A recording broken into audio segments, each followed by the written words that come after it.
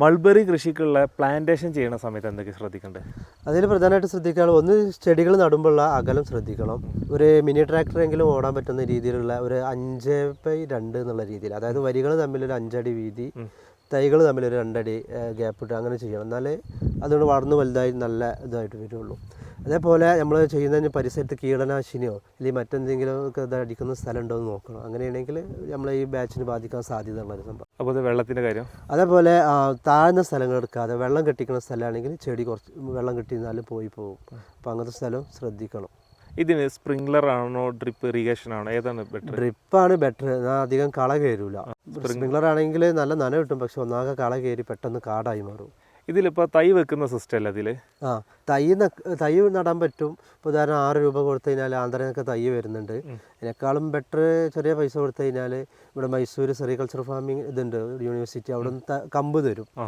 അത് ചെറിയ ഒരു കമ്പിന് 1 രൂപ താഴെ വരുള്ളൂ. അപ്പോൾ നമ്മൾ കമ്പ് കൊണ്ടുവന്ന് പ്ലാന്റ് ചെയ്താൽ മതി. ഈ കമ്പ് കുത്തി കഴിഞ്ഞ് ഇപ്പോൾ നമ്മൾ മണ്ണൊരുക്കി നമ്മൾ സ്ഥലമൊക്കെ കിട്ടി കഴിഞ്ഞാൽ 1 ഏക്കറിൽ എത്ര തൈ വെക്കാൻ പറ്റും? പലരും പല രീതിയിൽ ചെയ്യുന്നുണ്ട്. നമ്മൾ പറഞ്ഞ ഈ 5/2 എന്നുള്ള ഇതിലാണെങ്കിൽ ഏകദേശം 1 ഏക്കറിൽ ഒരു 3200 തൈ പോകും. 1 ഏക്കറിൽ 3000 തൈ പോകും? 3000 തൈ പോകും. ഈ 3000 തൈ നമുക്ക്, അതായത് ഇലകൾ ചിലപ്പം കുറച്ച് 1-2 ആഴ്ച ആകുമ്പോൾ തന്നെ ചെറുതായിട്ട് പൊട്ടി മുളച്ച് വരുമല്ലോ, നമുക്ക് അതിൽ നിന്ന് ഒരു ബാച്ച് വെക്കാവുന്ന രീതിയിലേക്ക് ആ പ്ലാന്റ് വളരണം എന്നുണ്ടെങ്കിൽ എത്ര ആവും?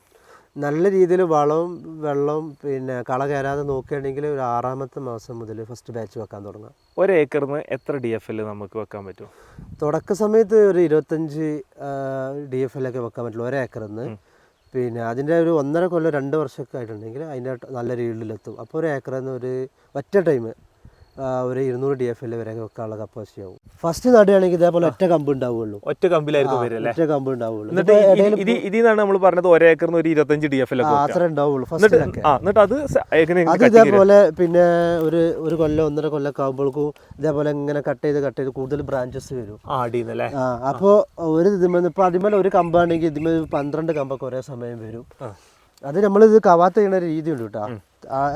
അത് കൃത്യമായിട്ട് കവാത്ത് ചെയ്ത് വളം ചെയ്ത് കള കയറാൻ, അതൊക്കെ ഡീറ്റെയിലിംഗ് ആയിട്ട് പഠിക്കാനുള്ള മറ്റൊരു കാര്യമാണല്ലേ. അതായത് ഇതിപ്പോൾ എത്ര വർഷം പ്രായമുള്ള പ്ലാന്റ്? ഇതൊരു 3 വർഷം പ്രായമുള്ള പ്ലാന്റ് ആണ്. അപ്പോൾ ഇതുപോലുള്ള ചെടികളാണെങ്കിൽ 1 ഏക്കറിന് എത്ര DFL വെക്കാം? 200 DFL ഒറ്റയടിക്ക് വെക്കാം. 200 DFL വെക്കാം. പക്ഷെ കാലാവസ്ഥ എന്തെങ്കിലും ബുദ്ധിമുട്ട് വന്നു കഴിഞ്ഞാൽ തീറ്റ കൂടുതൽ എടുക്കേണ്ടി വന്നു? കാലാവസ്ഥ തണുപ്പ് കാലത്ത് ഒരു റിസ്ക് ആണ്. ഒരു 2 മാസം തണുപ്പ് കൂടുമ്പോൾ ഏലൻ്റെ വളർച്ച കുറയും. പിന്നെ ഇതിനൊരു ലീഫ് റോളർ എന്ന് പറഞ്ഞിട്ടൊരു പുഴുണ്ട്. പിന്നെ വേറെ നീരുറ്റി കുടിക്കുന്ന വേറെ പുഴുണ്ട്. അതൊക്കെ വന്നിട്ട് ഇല ഇതാക്കുമ്പോൾ പിന്നെ ഈൽഡ് നല്ലോണം കുറയും. അതൊക്കെ ഇതിലേക്ക് ഇറങ്ങുന്ന ഒരു ഡീറ്റെയിൽ ആയിട്ട് പഠിക്കേണ്ട കാര്യം. അതിനൊക്കെ മരുന്നടിക്കാനും പ്രതിവിധിയൊക്കെ ഉണ്ട്. എങ്കിലും തണുപ്പ് കാലത്ത് ചെറിയൊരു റിസ്ക് ആണ്. എന്നാലും കൊല്ലത്തിൽ ഒരു 10 ബാച്ചൊക്കെ ചെയ്യാൻ കഴിയും ശ്രദ്ധിച്ചാലല്ലേ. ഇപ്പൊ ഇതിൽ പ്ലാന്റേഷൻ കഴിഞ്ഞ് കഴിഞ്ഞാൽ ഇതിന്റെ വളപ്രയോഗം കാര്യങ്ങളൊക്കെ എങ്ങനെയാണ്? വളം രാസവളത്തിനും ചെയ്യാം, ജൈവവളത്തിനും ചെയ്യാം. ജൈവവളമാണെങ്കിൽ ചാണകമാണ് ഏറ്റവും ബെറ്റർ. ഒരു ബാച്ച് നമ്മൾ എന്തെയ്യാണ് കവാത്ത് കഴിഞ്ഞ് കഴിഞ്ഞാൽ പിന്നെ ഇതിൽ അടുത്ത പ്രോസസ്സ് എന്താ? ചെടിക്ക് വേണ്ടിയിട്ട് ഇത് മൊത്തം മണ്ണ് വീണ്ടും സെറ്റ് ആക്കാം. മണ്ണ് എല്ലായ്പ്പോഴും ഇങ്ങനെ ഇളക്കണം എന്നില്ല. എന്നാലും കൊല്ലത്തിൽ ഒരു 3 പ്രാവശ്യം 4 പ്രാവശ്യങ്ങളൊക്കെ ഇളക്കുന്നത് നല്ലതാണ്. കൃത്യമായിട്ട് വെള്ളം കൊടുത്താൽ ഒരു 45 ദിവസം കൊണ്ട് അടുത്ത് റെഡി ആവും. അപ്പോൾ അങ്ങനെയാണെങ്കിൽ ഒരാൾ ഇപ്പോൾ ഒരു 200 DFL ചെയ്യുകയാണെങ്കിൽ എത്ര ഏക്കർ ചെയ്യേണ്ടി വരും? ഒരു 3 ഏക്കറെങ്കിലൊക്കെ ചെയ്യാണ് നല്ലത്. അപ്പോൾ ഒരു മാസത്തിന് 1.5 ഏക്കർ. അപ്പോൾ എല്ലാ മാസവും ബാച്ചുള്ള രീതിയിൽ ഒരു 30-35 ദിവസം കൂടും ബാച്ചുള്ള രീതിയിൽ അങ്ങനെ ഒരു സൈഡിൽ വെട്ടുമ്പോൾ അടുത്ത സൈഡിൽ നിന്ന് വെക്കാം. അങ്ങനെ മാറി എല്ലാ മാസം ബാച്ച്. ഇതിപ്പോൾ വെട്ടിയിട്ട് ഇപ്പോൾ എത്ര ആയിട്ടുണ്ടോ? ഇതിപ്പോൾ ഒരു 25 ദിവസം കഴിഞ്ഞ്. 25 ദിവസം കഴിഞ്ഞ് ഇനിയിപ്പോൾ അടുത്ത ബാച്ചിന് ഇത് ഇല വെട്ടാനുള്ള കിട്ടും? ഇപ്പോൾ നിലവിൽ നമ്മൾ ആ ഭാഗത്തു നിന്നാണ് ഇപ്പോൾ വെട്ടുന്നത്. അതെ, ഈ ഭാഗത്ത് നിന്നൊക്കെ. ഇനിയിപ്പോൾ അത് കഴിയുമ്പോഴേക്കും ഇവിടെ റെഡി ആവും. ഇവിടെയൊക്കെ വരുന്നുണ്ടല്ലോ. ഇതൊക്കെ അപ്പോൾ ഇവിടെ 2 സെക്ഷനല്ലേ? ഇത് നമ്മൾ ടോട്ടലി 4 ഏക്കർ 2 ഇതായിട്ട് പിരിച്ചിട്ടുണ്ട്. എന്നാലും നമുക്ക് എല്ലാ മാസവും ഒരു 35 ദിവസം കൂടുമ്പോൾ അങ്ങനെ ബാച്ച് വെക്കാൻ പറ്റുള്ളൂ. നമുക്ക് മുടങ്ങാതെ ഒരു വരുമാനം ഉണ്ടാവും.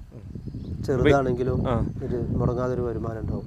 അപ്പോൾ ഇതൊക്കെയാണ് പ്ലാന്റേഷന്റെ കാര്യങ്ങൾ ശ്രദ്ധിക്കേണ്ട.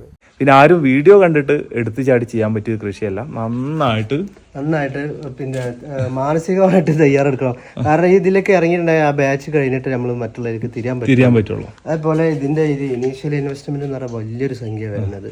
ഉദാഹരണത്തിന് 5 ഏക്കർ ചെയ്യാൻ തന്നെ ഒരു 12 ലക്ഷം രൂപ ചിലവാ.